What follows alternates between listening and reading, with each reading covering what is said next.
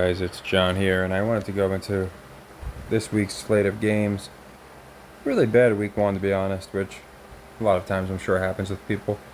I think we got like five right or something, just missed the mark on a lot of them. And again, I think I just compare it to wrestling, kind of very early on. We're going to find out who the jobbers are, who the teams that actually are going to have a narrative are.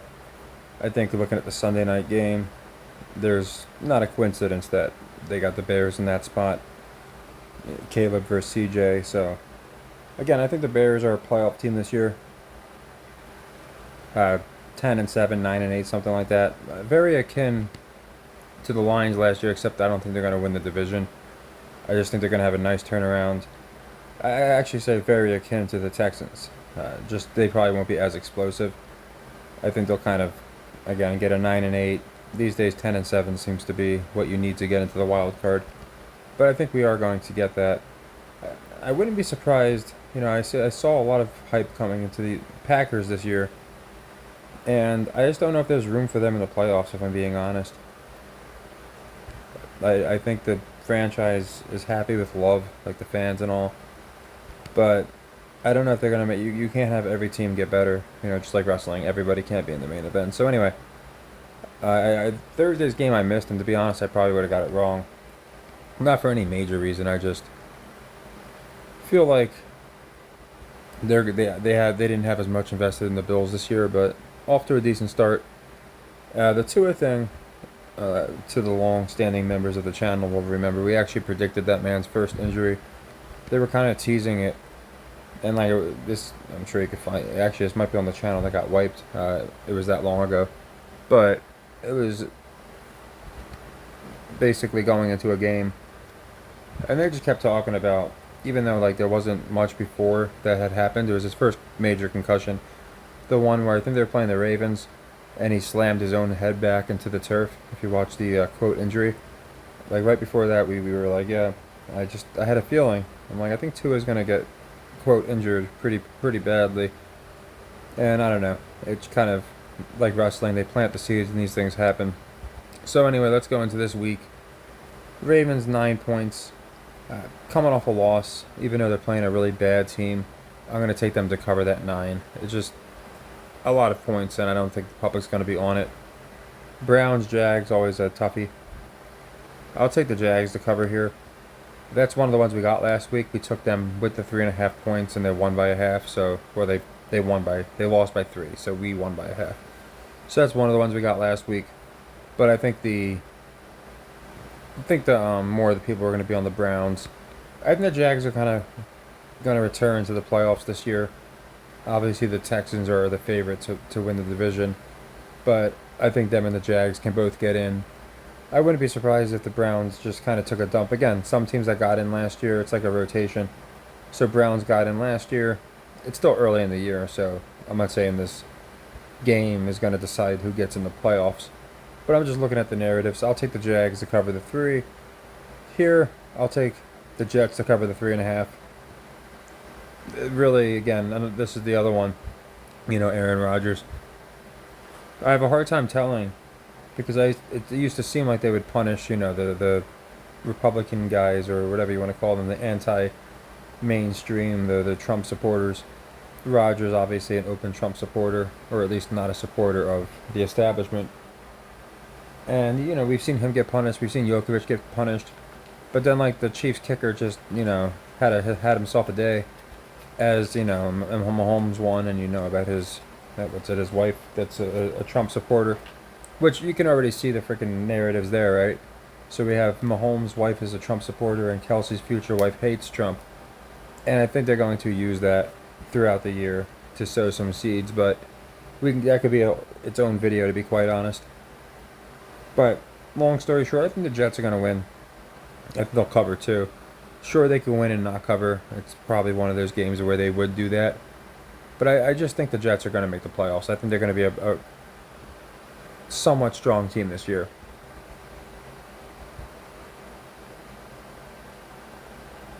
But for Minnesota, like, since last year, I just feel like they're not the same team. Even though they have most of the same players. Now they don't because they're missing Kirk, but as far as how they're being treated. They were being treated. They were what, 13-4 or something like that, and then the next year Vegas has the Lions as a favorite to win the division, and then the Vikings have the worst record in the division, tied with the Bears. So I think 4.5 is kind of light, if I'm being honest. Even though the backup had a really really good game, I forget his name, Mason or something. I do think that the absence of McCaffrey is going to be used. You got the Vikings at home. I like the Vikings to cover here. Could definitely see them winning, but the 4.5 is the way to go in my opinion. Chargers. Here's where I think it's a casualty game. And by that I mean it's a good opportunity to show off Harbaugh and the offense against a team that's going to suck for a bit.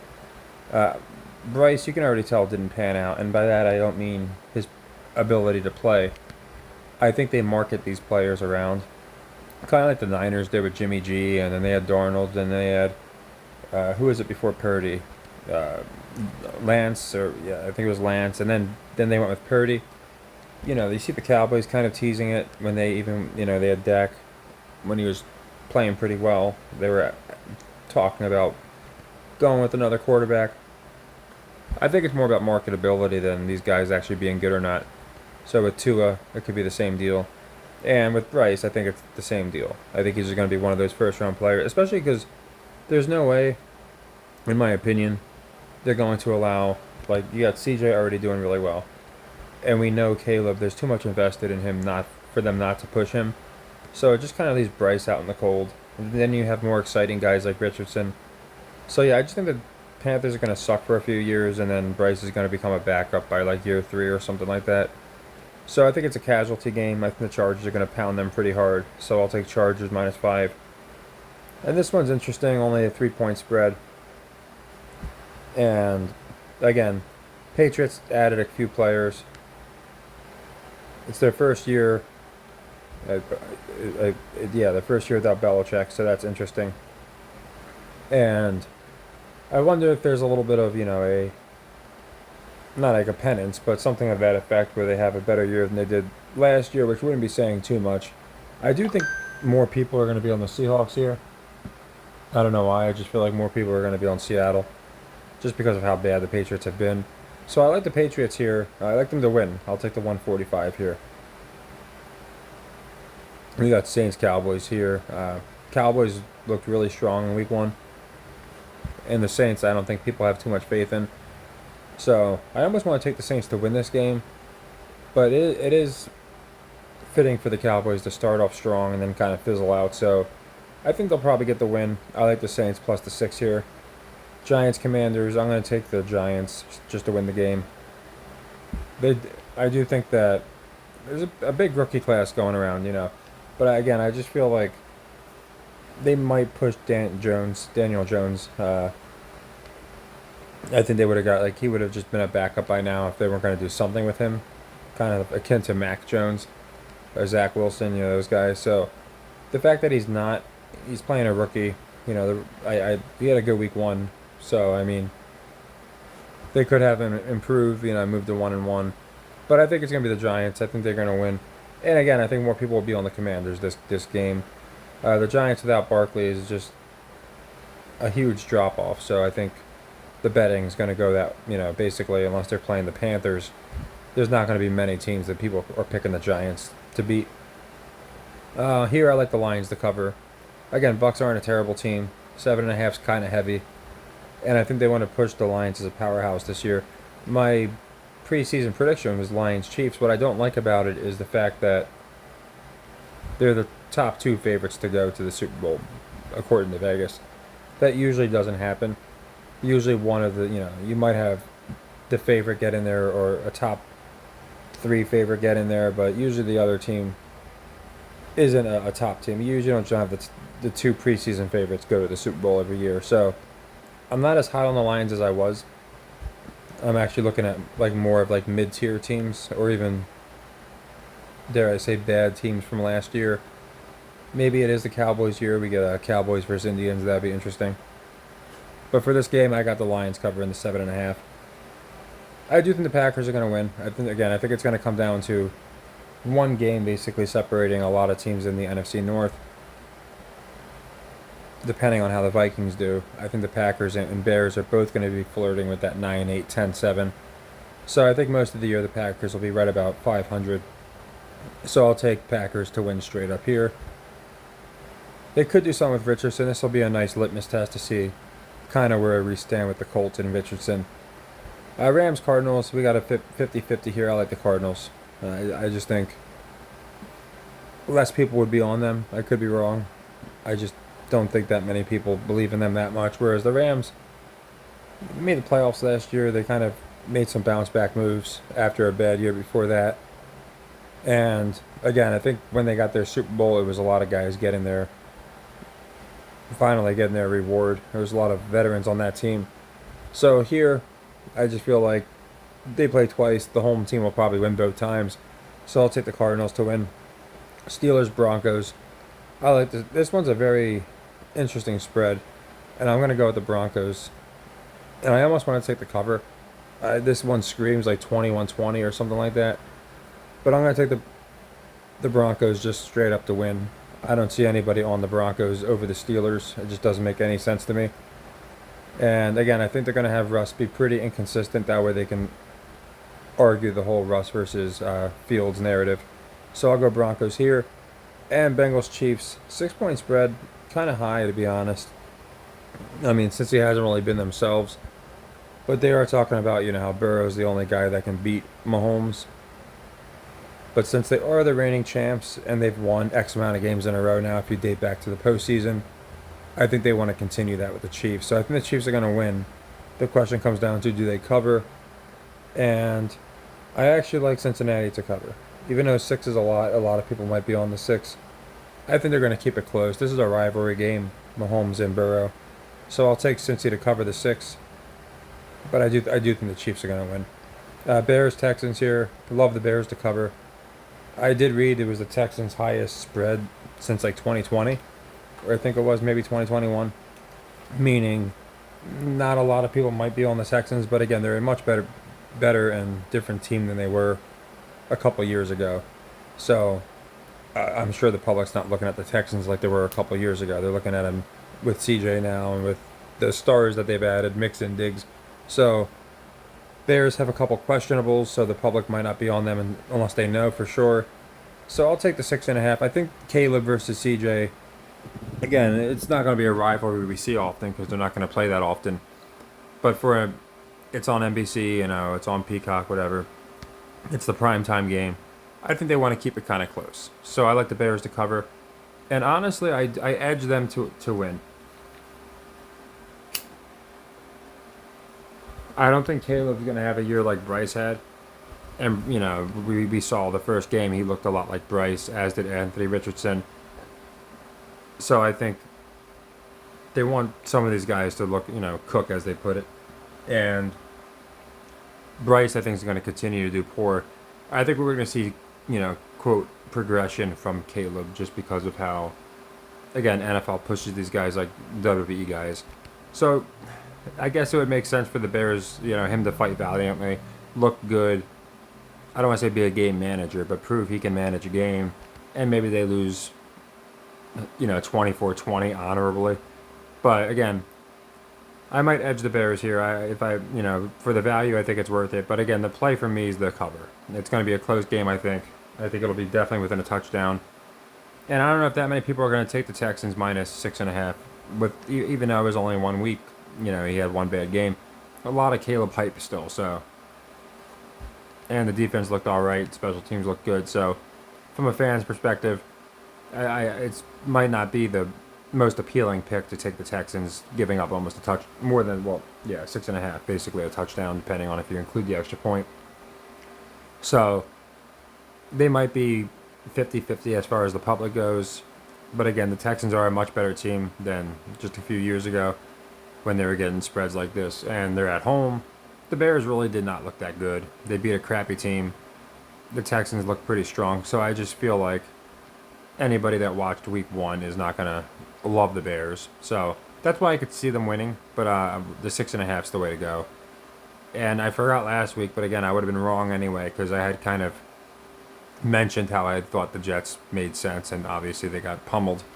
But right now, looking at this, The Eagles are notorious for not covering these kind of spreads. So like my initial gut is definitely Falcons are going to cover. And I will get a video out tomorrow just covering this game. Just because a lot of times I try and go into the games, all the Sunday games, because I know we have an extra day for Monday, so it gives me a little more time to look into exactly how good Bijan Robinson did. I really don't know, if I'm being honest. How Kirk looked. Didn't really see every, player and how they looked on these teams. But for the most part, I'm starting to kind of get down where I feel like most of the teams are going to end up. But yeah, I would honestly say initially, and not much will probably get me off the fact that the Falcons will probably definitely cover this game. Again, 6 points is just, I don't know. I feel like the Eagles are a really strong team. Falcons lost in week 1 to a not so good team, was Steelers, because I think we had them winning. And I feel like the public, in this case, would happily give up the 6, way more so than the some of the others that are giving up 6. So yeah, Falcons cover is the play here, and then I'll do a video going deeper into it. I'll try and get some player props in there too, because there's a couple I think that we could take advantage of, especially again if there's narratives for Robinson, who I think is going to have one heck of a year. So yeah, I want to go into that, but I felt like I'd at least get my play out for the cover just in case something comes up. I never know, but I'll most definitely just expect a video on that game, and I'll go into props and everything in that video. And then yeah, I think last year, like quarter through the season, that's when we predicted Chiefs Niners, but I can even maybe by the end of this week, maybe week 3, go into just exactly like narratives that I see that make sense for the playoffs. Again, I think Cowboys versus Indians is pretty strong in an election year, but we can go into that. And again, you got the whole Trump thing, and the other thing with the Chiefs, I don't know if he'd be the first guy to do it, but I don't know. Would Mahomes be? He'd win under 3 presidents, right? Assuming Trump wins. I could be wrong. I don't know if he won under Obama. If it was 17, then I guess it would have been under Trump, and then under Biden, and then under Trump again.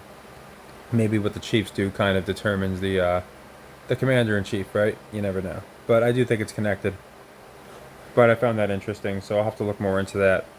But yeah, I think some of these, again, just narrative games. Others just look like traps. I think the biggest example of a trap here would be Steelers-Broncos. I just don't see what justifies the Steelers not. I get they're on the road. You can, the altitude, all that. But I feel like it should at least be like 3.5, -4, or something like that. So yeah, I don't want to say I know we're gonna have a better week than last year, but I'm almost, or than last week, but I'm almost positive we are. And maybe we'll catch, like I said, slight upsets, but maybe we'll catch some of these upsets. Like I said, I can really see the Patriots getting it done, just because the line doesn't make that much sense to me. Vikings would make sense, but again, for the Vikings, the better play is the cover, in my opinion. So yeah, here's to a much better week this week. Take care, and happy earnings.